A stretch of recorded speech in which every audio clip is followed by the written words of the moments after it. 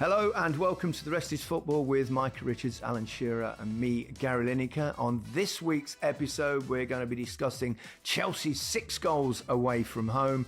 We'll talk about the champions, Manchester City, Liverpool and Arsenal, amongst others. Blimey. Chelsea winning 6-2. I heard they said on the Sky coverage when they were doing the Liverpool game at half-time that someone was going for, they do that thing where you guess 6 results. And if you get all 6 results right, then you can win $1 million. And I think someone had got the first 5 and they got Liverpool to win 3-0 to get £1 million. And they hit the bar. Oh. But... what a performance, and obviously a hat-trick for Madueke in the space of about 15, 16 minutes. And apparently yesterday he'd accidentally posted on Instagram saying everything about this place is shit when referring to Wolverhampton. It's a good job we went and did something special then, wasn't it? It is. I doubt he's very popular with the Wolves fans, but a hat-trick for him. Cole Palmer, a goal and 3 assists. Cole Palmer's goal, I saw, I think I put it on our group chat, but I mean, such a nonchalant, casual, brilliant finish from him. What a talent. Great player, great talent, so cool, so arrogant and in a great way. He's a wonderful footballer, isn't he? Nothing seems to faze him, and the finish, as you rightly say, you put it on us on our chat so we could have a look at it, and it was just so nonchalant, wasn't it? It was like as if he's just playing in the park with his pals, and that's the way he plays, and it's amazing. It's only a few days ago that, and you called them a bonkers football club. Well, they are.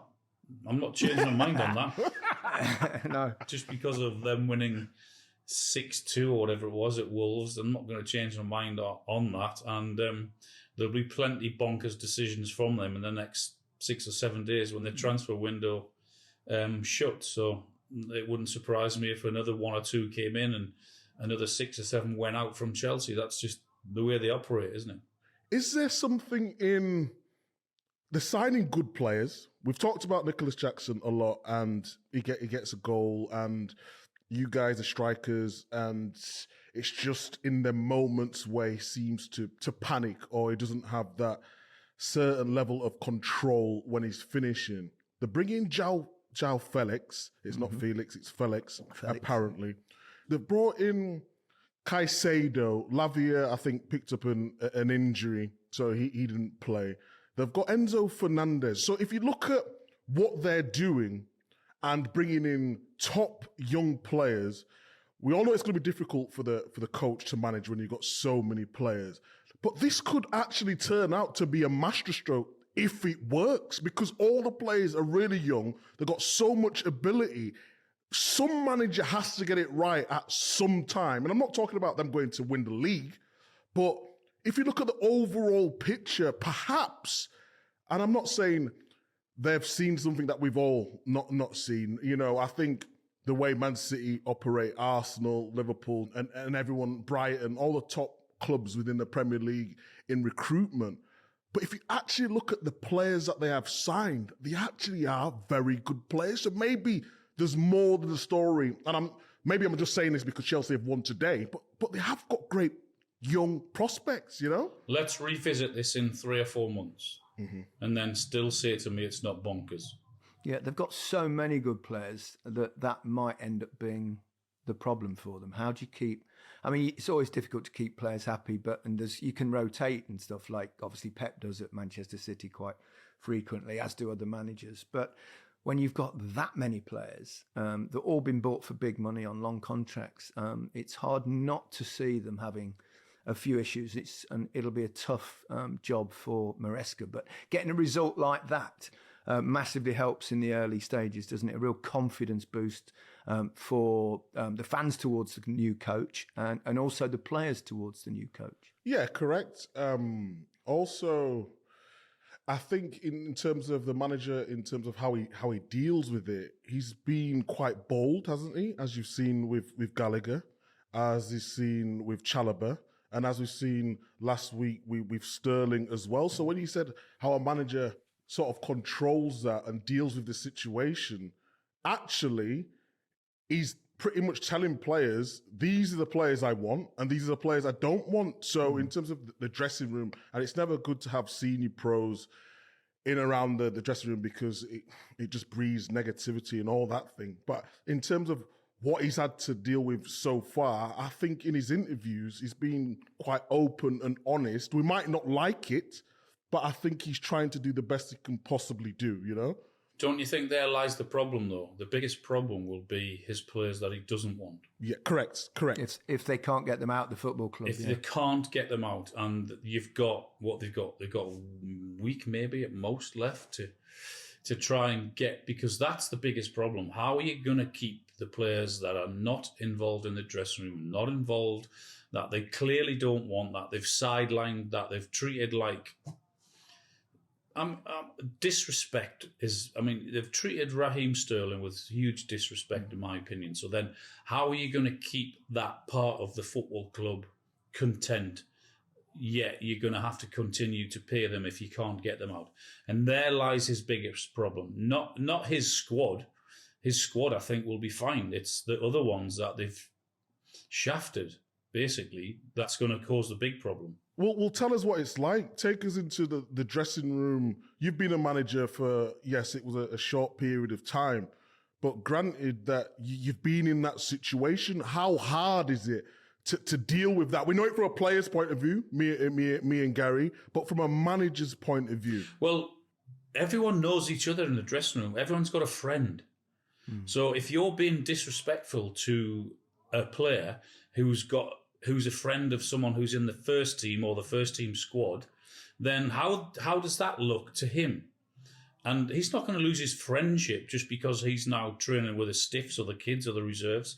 So that's the biggest problem, is that if you're going to shaft me now, one day it's going to be someone else, you know? It's a really, really tough job, is trying to keep everyone happy. My biggest thing is that if you do it in a respectful way, we all know the laws of football, right? If you play well, you're in the team. If you don't, you're not. But there's a way to treat people, and that's the biggest problem. And when you've got players on such long contracts, on such huge salaries, you try and get them out of the football club. There lies your problem. You'd be concerned if you're a Wolves fan, I think, with that kind of result. Obviously, they've sold Max Kilman, who was brilliant, actually. You highlighted him yesterday for West Ham, who was probably their star player.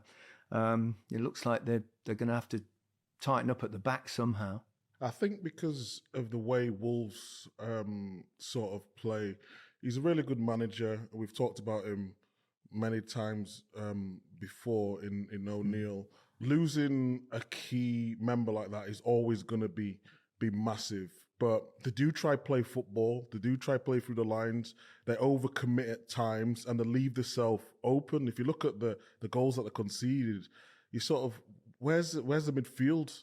And yeah, I think it'll get better because I believe in what the manager does. But in terms of the goals that they conceded today, just from a defender's point of view, it can knock your confidence a little bit. But in terms of what they've got going forward, I think they've got enough with Cunha and Chan and Larson, Lamina, and João Gomez, who we've talked about so many times, the Brazilian who we watched at Wembley.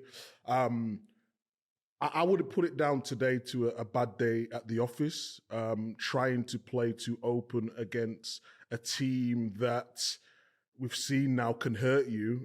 And we've said that about Chelsea last season as well. How many times have Chelsea got through to good positions and they don't put the ball in the back of the net? Today, one of them days, they got punished, but the manager's not going to change his way. So I just put it down to a blip today. Yeah, it's still early in the season. Let's do the two other Sunday games, and then we'll do the Saturday games in the second half. Let's start with Liverpool. I mean, Micah, tactically, have you noticed any kind of difference between how Slot's team play as opposed to the way Jurgen Klopp sets his side out? Well, the way they scored the first goal, you would have to say no, because it was on a counter-attack. It almost was like Klopp from last season, the way they broke through the lines at pace. But in terms of overall, I just think they have more control. I think they're taking less risks in certain areas. I think the build-up is a little bit slower. Yeah. I think there was talking about Endo, who's a very good defensive midfielder, but more of a ball winner type. But apparently he likes to play with a number 6 who's good on the ball, who can start attacks. And Gravenberch at times got caught out of position a couple of times and he got his yellow card. But in terms of control in midfield, I thought Szoboszlai was very good. Excellent. McAllister on the ball was very good. I just feel like there's a lot more balance to the team. Do you think they don't play quite as dangerous a high line? Well, they call it heavy metal, didn't they, on the clock, didn't they? Which was exciting to watch.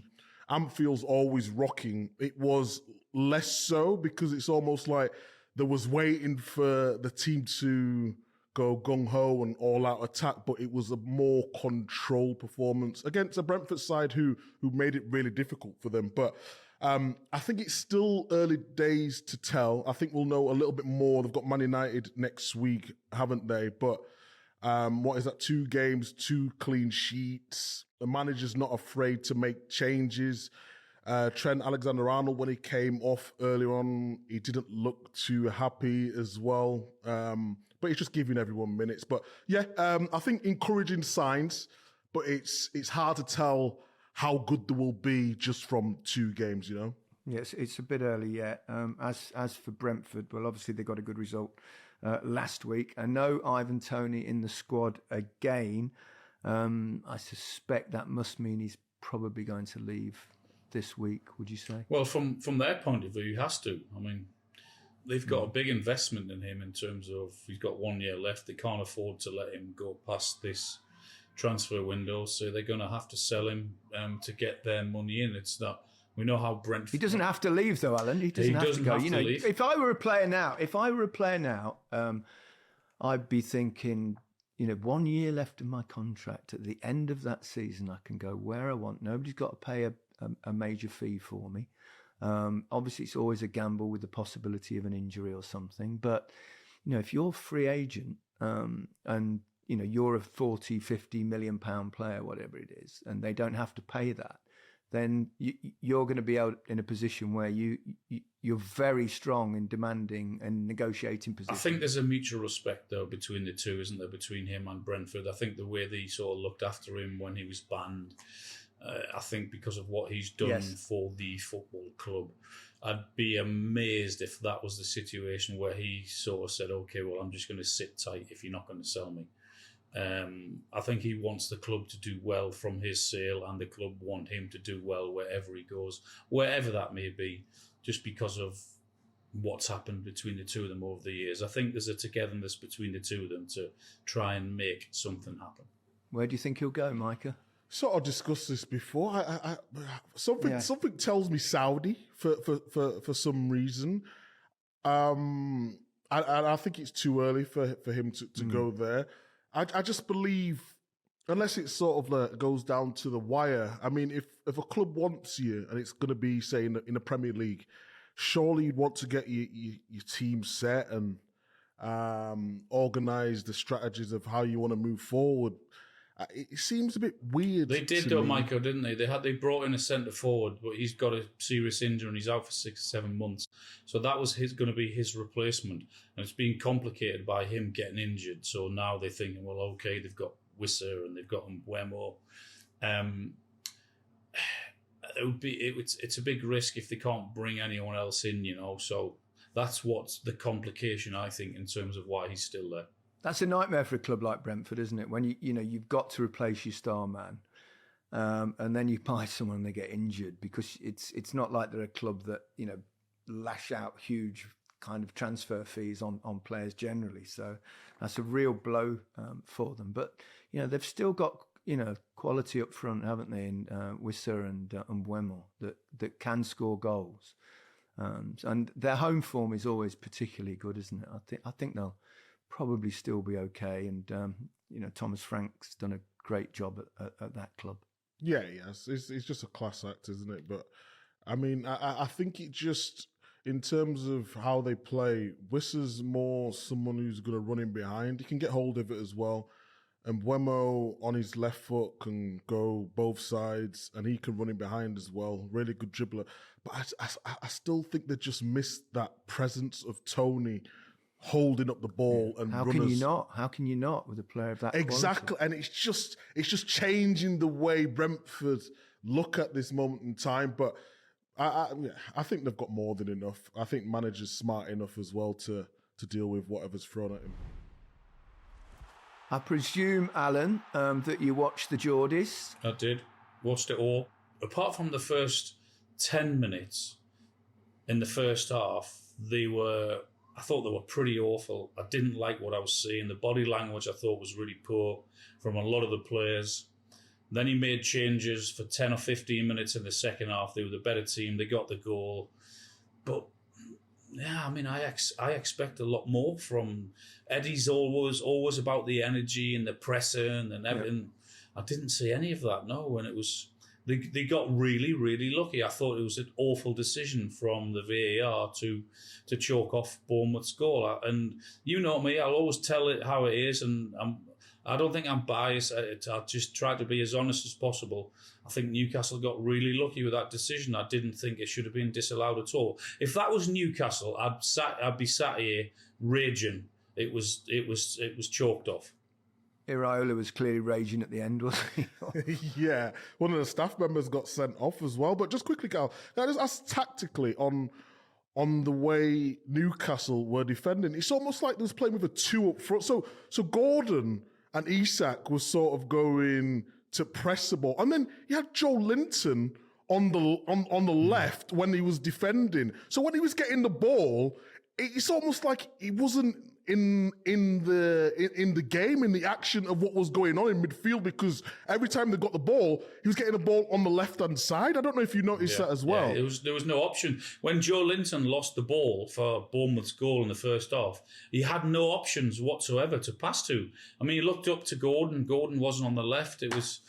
Gordon had a poor day. I know he scored, but he didn't play that well at all. Kelly had a tough day at going back to his former club. Joe Linton was really poor. They didn't have any share in there, because Dan Burn was in with Kraft. They need to give the fans a bit of excitement. The Darren Eales and Paul Mitchell, the sporting director and chief executive, they need to do something in the next week, because they cannot go into September without bringing a big signing to Newcastle. I think that What do they need, Al? What do they need? They need to bring Mark Gay in. They need to have a statement signing. It would be really embarrassing for those two in particular, who have been not promoted, but who are now running the football club, for them to go into September without bringing a big hitter or a big statement signing in. I think would look really, really poor on those two.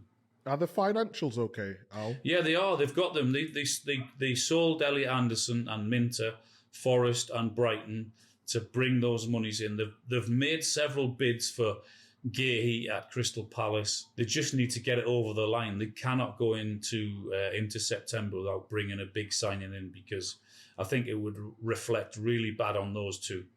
We should talk about Bournemouth, though, because I really like the way Iraola sets his team up, and they're brave, aren't they? Play that high press, and they look the side with most of the energy in that game. And as you said, I totally agree with you, Alan. And I think when your own fans think they've got away with one, that you generally have. I mean, it clearly struck him on the top of the arm, sleeve, wasn't it? Above right at the top. You could see. I mean, and for them to overturn it, I thought it was quite extraordinary. I was shocked. Well, it was referees. The referee gave the goal. So then for VAR to pull him back out. Without even telling him to go and have a look himself. Yeah, exactly. If that was Newcastle, I'd be raging. So I've got to be honest and say Newcastle got away with one, and I thought it was a terrible decision, and I can understand why Iraola and all the Bournemouth fans were angry.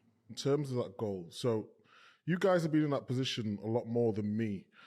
But if you actually look at the action, it could only have been sort of off his shoulder to go in at that pace. That speed. That's exactly what I thought. Exactly what I thought. If it goes off your arm here, it doesn't have... Unless you're ripped like you, Micah, with unless you've got guns like me. You basically... he'd have to really give it a good shove for it to go in at that pace. And I thought that was the damning evidence in that decision. It looked to me it quite clearly came off his shirt. And it was a short sleeve shirt. Yes, correct. So I don't know what they were thinking. And they will say that what they didn't go to the monitor because they would say it was a matter of fact rather than, But I'm not. Rather than being contentious. There's no need for VAR to get involved, in my opinion. I thought the referee's call was right. Ipswich did something you should never do: score an early goal. Alan, we've scored a few goals in our time, but this fella's a machine. Yeah, he's phenomenal. Whatever word you want to use, ridiculous, fantastic, amazing, all of these, and that's what he is. I mean, his numbers are off the charts.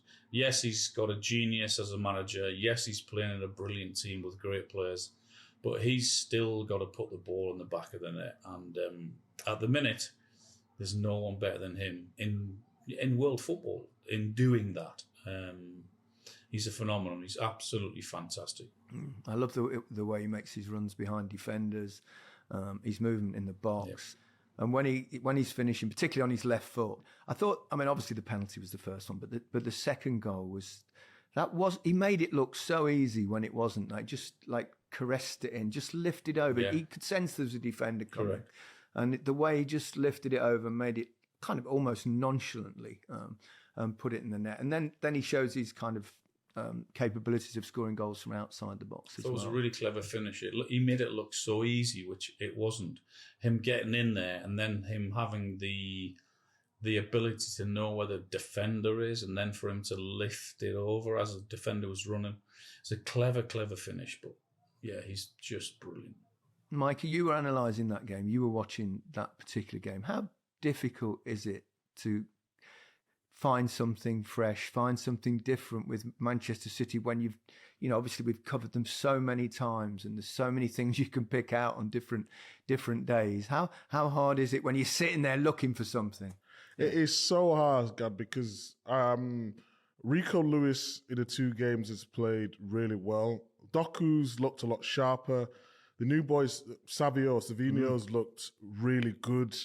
De Bruyne has been playing outstandingly well, and he's sort of going underneath the radar. He was probably City's best player yesterday, but we've done De Bruyne so many times on Match of the Day. We've done Haaland so many times. So forgive us, the viewers, yesterday, if you're looking for some real tactical analysis on Haaland or De Bruyne, because the fact is we've pretty much said all we can possibly say. We're always looking for different things to say. And yeah, it's become almost routine that teams go there and sit deep, even though Ipswich the previous week, didn't they, in there against Liverpool, they played a high press in the first half. There was no sign of that in this one. And most teams, probably not through choice in some ways, because it's so difficult, because City hem you in, and then even if you get the ball, they're all over you. And it's so difficult to get out your own third, the final third, isn't it? You know what's so annoying for defences, though? Imagine playing against Haaland, and we talked about Kane in the summer at the Euros, where he would come and join in with play. Haaland is not interested about getting involved. So when you're playing against him as a centre-half, he's constantly running in behind you, having to check his shoulder. And then you've just got Bernardo Silva and Kevin De Bruyne. We've not even mentioned the likes of Foden, who didn't play. And it's so difficult. What's so good about Man City and Pep is they find a way to break you down, whether that's width, whether that's through the centre, whether it's a run from a Haaland, whether it's from set pieces. And that's what makes them so great. And normally, we have to say, Man City start slow, but they've started fast this season. So we're in for an exciting season again, with Arsenal doing so well as well. Yeah. I thought it highlighted as well the importance of the way Haaland plays and plays so high. Because if he constantly spins behind, defenders will get nervous. So they drop a little bit deeper. And therefore, your midfield players will have more space behind. Whereas if he did drop, 20 yards into midfield, then he actually crowds it out more. So there's no space for those midfield players. So So it's very important. As I think we talked about this in the summer, didn't we, with England, and because Kane likes to drop. But if he can stay higher, then you create a little bit more space behind. And I think he does that brilliantly. And he's that perfect striker that he's patient enough not to worry. He doesn't care whether he touches it 10 times or 50 times in the game. He cares about how many times he touches it into the back of the net. Correct. His game or his life is about scoring goals. Maybe in an ideal world, he'll want 50 touches in a game. But if he's going to get one chance and one goal every game, he's quite happy with that because he'll put it away. Yeah, Savinho looks really good. I mean, we actually spoke about him last season when he was at Girona, when they were having that incredible run. Now he's gone to Manchester City, of course, and you picked him out as one of the two wingers that for your analysis yesterday. But he started really well, really quickly. But it doesn't half help when you've got a team like Manchester City. You know what I like about him the most is he's fearless, because a lot of people talk about Man City and they've got this, in inverted commas, algorithm, and they're like a computer. Everyone knows the positions, but he just does his own thing. He goes inside, he goes outside, similar to Mahrez or Sané played on that side, and he's not afraid to lose it when he's dribbling. Okay, Pep will pull him up on that if he continues to do that on every time he attacks, but he's just got that burst of pace along with technique. And when you go into City, sometimes when they just pass you off it, it's very difficult to sometimes be excited. And that's why I think the fans love when Grealish plays or Doku plays. But now Savinho as well, he just lifts the whole crowd. He really does. And then just as you think, well, the rest of the Premier League are thinking, right, we know what we're up against. And back comes Gundogan. It's ridiculous. I think that's a great decision for them. I mean, they lose Alvarez. Pep knows him. He knows Pep. He knows this. So there's no risk him settling in period or whatever it is. He knows everything. So I think that's a no-brainer signing. Let's move on to one of the big performances of the weekend. It was the early game on Saturday, and what a start Herzl has made in charge of Brighton. Late winner from João Pedro. Yeah, I mean, I didn't think they had to play that well, actually, yesterday. I thought they were efficient. I thought they were organised. They were pretty confident, and rightly so, because after what they did last week against Everton. But they didn't have to play that well to get all 3 points. They kept going. Thought he made some good substitutions. I mean, Adingra came on late on. Thought it was a bit of a surprise. He didn't bring him on a little bit earlier, but he crossed the ball in for Pedro for the goal that they scored, the winning goal in the 95th minute, whatever it was. But I thought they were a better team without being brilliant, which is a really, really good sign for them. Yeah, as for Manchester United, I look at them at the moment. I don't see them in a much better place than they were last season. I don't know whether you agree on that front. It's very early, of course, only 2 games in, but this can't see much of a change. They were okay in the first match. I disagree in terms of the Community Shield against Man City. Although Man City had the kids, I thought, wow, Casemiro, Maino in midfield. They look really organised. They know exactly what they're doing. They're playing some good through balls. They're creating chances. Again, the first game was at home against Fulham, if I remember rightly. And I thought organised. They know what they're doing. They had patience in the game. And then against Brighton, I have to then go back and agree with you, Gary. It was basically a performance from last season. So it's almost like you have 2 good games and you're thinking you've got something to build on, and you sort of get this hope in us. Because let's be honest, as pundits, Man United's a big story, whether they're winning, whether they're losing. Yeah. But we don't want to be constantly negative about Man United. It's like it's gone past like having a bit of banter or your mates. It's just like constantly talking and saying the exact same things. And I have to agree with you, Gary. That performance against Brighton was reminiscent of last season. And that is a worry for me. They're almost better against teams like Manchester City, I think, because they do look like a counter-attacking side, don't they? And it's hard for Manchester United. I've said it before. It's hard for them to be that against teams, not necessarily like Brighton, because they kind of play with a good energy and play quite high. But, against a lot of teams, they can't play counter-attack football because those teams will want to play the same way. So, it's hard for them to have what are they? What's their identity? What's their style of football? They can't, because you can't, as a big club like Manchester United, constantly play counter-attacking football. I don't think. I mean, Man City in the FA Cup last season saved their season. Played them in the Community Shield. I thought they were good. They maybe deserved more and probably should have won with the chances they created. But then they did okay against Fulham in the first game. But yesterday was much of a muchness like they were last season. Micah picked the bones out of them defensively on Match of the Day. I picked the bones out of them offensively. And I know they've got Haaland to come back in, but no. I'm not convinced that they're that much better, to be honest. They've brought in Xerxes. I know he scored and came on as sub last weekend. Brought him on again.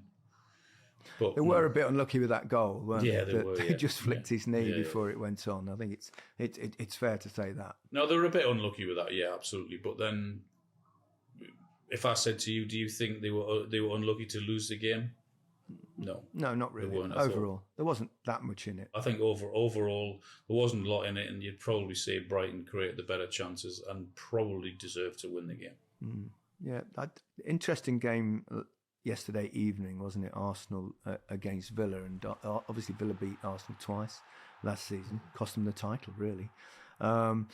And again, Villa, they had their chances in that match and caused them a lot of problems. And as you already mentioned, Alan, between the two of you, came up with the kind of tactical masterclass, let me say, and the way Emery, he stopped them getting the ball to Partey in particular in midfield, so they found it really difficult. Arsenal, they're a tough side. They've got so many good players. They're brilliant defensively. Although obviously Ollie Watkins he had one of those days where, I bet he didn't sleep last night. No. Two absolute sitters, which is not like him. But impressive from Arsenal to find a way of winning. How many times we said over the years about teams finding a way to win, whether that's someone else missing sitters or whatever it is, or staying in the game. That's what they did, Arsenal, and then the manager makes a brilliant substitution, and Trossard comes on and scores with his first touch. But Watkins missed two absolute sitters, and it would have been so different. But got to give Arsenal great credit for sticking on in there, and that's a huge win for them, especially after what you said about losing both games against Villa last season. Yeah, and also I'd like to say about Arteta, he's clearly not frightened of making big decisions. I think at this time last year we were going, why is he bringing in David Raya? But you'd have to say he looks one hell of a goalkeeper. He made a sensational save last week, which Joe Hart analysed brilliantly. And he did the same. I know Ollie Watkins should have scored with the header after it bounced back off the bar, but how quick did he get up off the ground to make that save? I mean, it was absolutely world class, wasn't it? World class, yeah. I think it was exactly what you said. Very bold.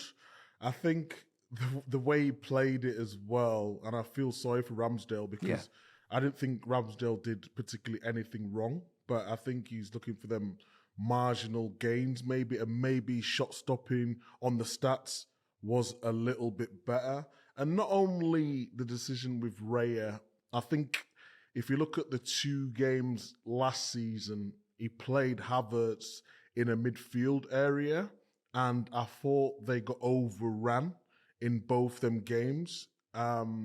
This time he goes with Rice and Partey in there, Odegaard just in front of them, puts Havertz further forward, and it just worked tactically. And he talked about in an interview like he knows what he needs to do to rectify what happened last season, and Arteta has certainly, he has done that with a team that beat him twice last season. So it'd be a shame for Arsenal to look back at the season and say, okay, we've concentrated so much on these Aston Villa games, and then if we can add last season plus Aston Villa games, potentially it'll get it to a title. But then they've got to do the rest of the other teams as well. They've still got to go to the Etihad. Do you remember when they went to the Etihad last season and got the draw and they basically thought they'd won the league? They've still got to do the rest of the work as well. But very good signs early on. As for Villa, I thought Villa played well. I thought, on another day. Morgan Rogers. That's exactly what I was going to come up with. I mean, wow. Brilliant. I mean, I know he ended up on the losing side, but he was creative. He burst through midfield. He was strong. I thought his performance was absolutely outstanding all round. Do you reckon the interim England manager was there at Villa Park and he was there? Yeah. There's no doubt that he was the standout player. I think he was fantastic, wasn't he? Cool, just a bit. I'd be very surprised if he doesn't make the squad. But we have to once again say, there are so many talented young English players. But he's a little bit different, Micah. I felt a little bit sorry for him yesterday because we was basically going to do our analysis on him. Yes. But obviously when you lose 2-0, it's very difficult to. So I did give him a shout out when I was doing my analysis, said he was outstanding. But I think it's just, them midfielders, and Kovacic used to do it earlier on in his career and he still does it at times as well, where a midfielder, not only good technically, but he's quick and he can run past players, and if you can break a line with your pass, brilliant, because the ball moves faster than anything on the pitch. But if you can break the lines with it just gives you a different dimension. Similar to, I know Musiala plays on the wings for Bayern Munich, but he just drifts past players so easy.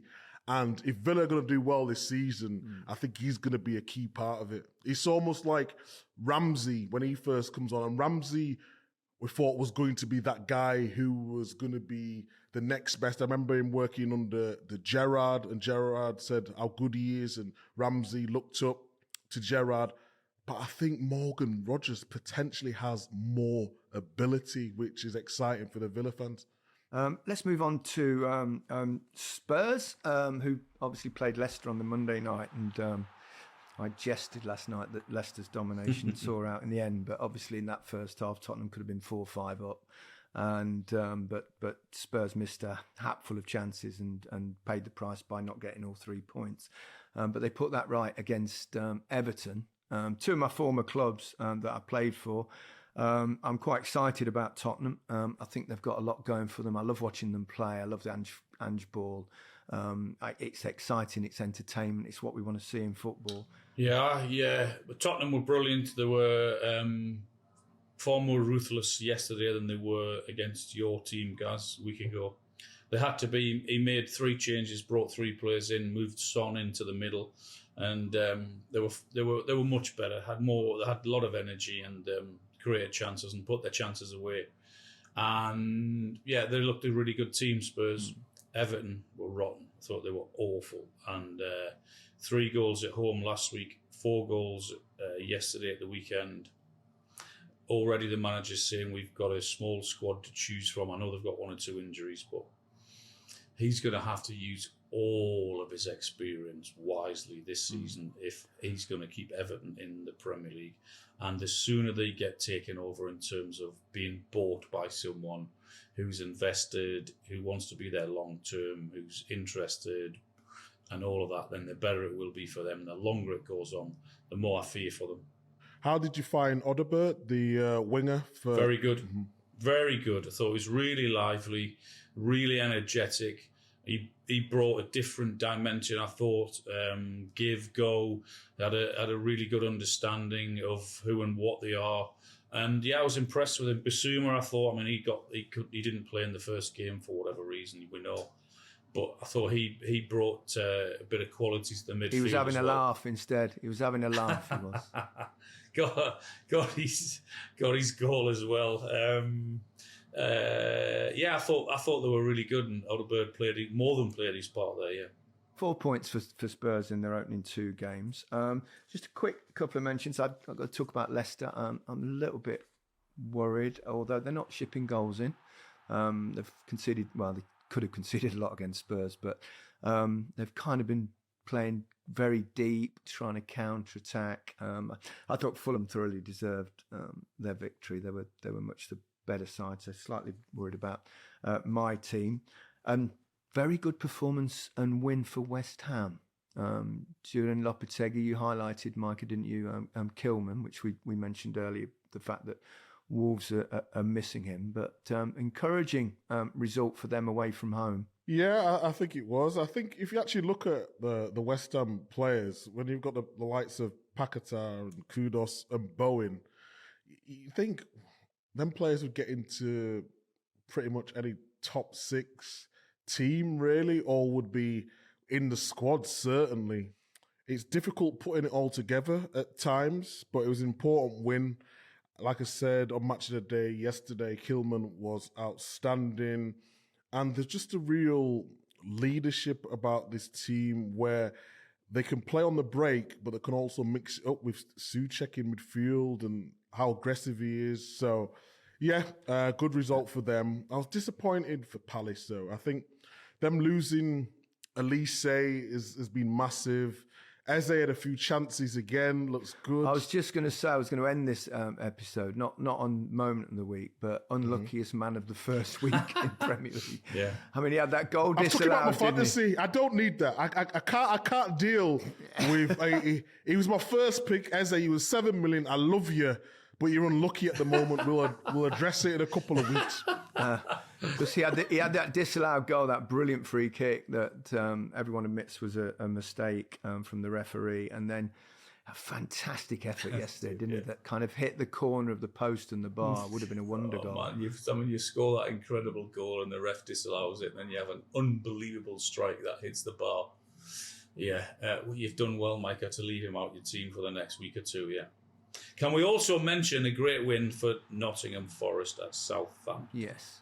It was a really good win. Southampton, a bit worried about Southampton. Had loads of possession last week and yesterday and not scoring. I'll be really worried about that in terms of the quality up front. Nottingham Forest will be more than okay because they've got far too many good players to be in trouble.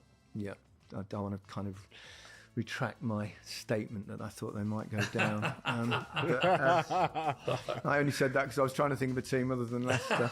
But there we go. Yeah. on that sad note, that's it for today's episode of The Rest is Football. We'll be back on Wednesday with our question and answer episode. Have a great week, everyone. Goodbye from me. Goodbye from me. Goodbye from me. Have a great week, guys.